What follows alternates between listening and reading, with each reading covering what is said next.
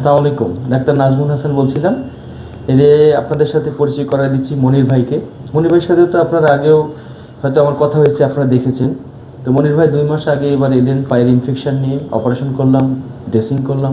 পরবর্তীতে উনি বাড়িতে গেলেন, নিজেই ড্রেসিং করে মাঝে মাঝে ফলো আপে আসছেন। তো আল্লাহর রহমতে উনি ভালোই আছেন। আজকে ফলো আপে এসেছিলেন।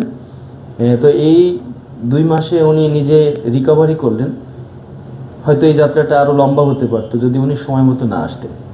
তো এই যে উনি সাথে সাথে চলে আসেন, এটা কিন্তু উনি একদিনে এটা হয়নি। উনি দেখেছেন মানুষের কষ্ট, এই যে ডায়াবেটিস থেকে যে মানুষের পা অঙ্গহানি হয়, পায়ে পচন ধরে, অনেক রকম সমস্যা হয়, সেখান থেকে উনি দেখে শুনেই কিন্তু শিখেছেন যে এই ডায়াবেটিস রোগীর হলে পারে যদি ইনফেকশন হয়, দেরি করাটা একদমই বোকামি হয়।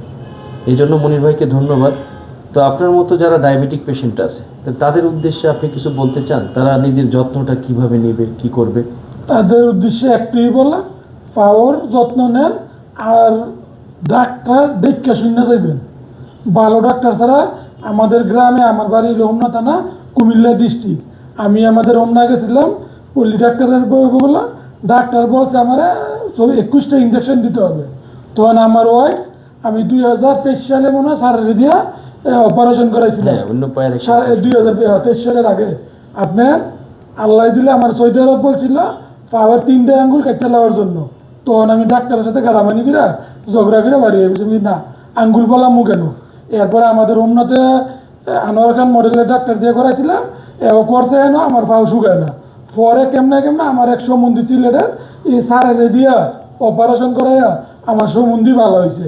পরে আমার ওয়াইফে ঠিকানা লইতে লইতে আমরা গেছিলাম রাসমণিতে যাওয়ার পরে স্যারের কাছে আমি পুরোপুরি আমার ভাও সুস্থ হয়েছে। এরপরে আবার কিছুদিন আগে, আপনার মাস 2 আগে আবার আমার ডাইল পাউডার এমন হইলো। তখন আমার ওয়াইফে আমার গ্রামের ভিতরে এক ডাক্তার বলছে 21টা ইঞ্জেকশন দেওয়ার জন্য। তখন আমার ওয়াইফে বলছে না, ইঞ্জেকশন আমি এনে দিব না, ঢাকা যাবো। সাথে সাথে স্যারের আমি ছবি পাঠাইছি। স্যার এবার লগে লগে ব্যাক করছে, আপনারা দ্রুত আসেন, পাউডার অবস্থা খারাপ।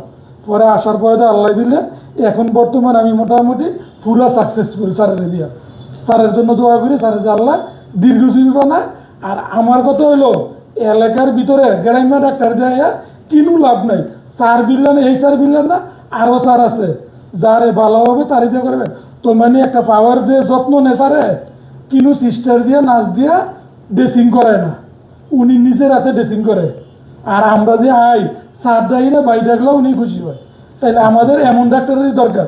Thank you. এই হলো আমার বক্তব্য। সবাই ভালো থাকবেন, মনির ভাইয়ের জন্য দোয়া করবেন যাতে উনি সুস্থ থাকতে পারেন। আপনাদের সবাইকে ধন্যবাদ। আসসালামু আলাইকুম।